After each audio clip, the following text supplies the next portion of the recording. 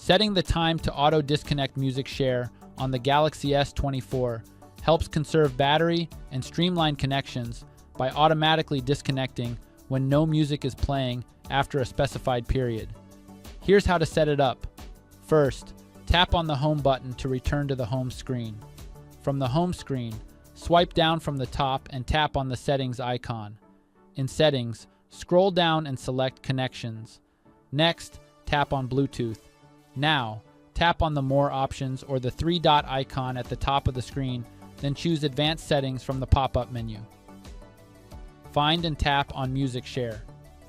Here, go to Disconnect when nothing is played for and choose your preferred time interval, 5 minutes, 10 minutes, 30 minutes, or choose Don't Disconnect to keep it always connected. And that's it. Your music share will now automatically disconnect after your chosen time of inactivity. Thanks for watching. Please subscribe to our channel for more Galaxy S24 tips and tutorials.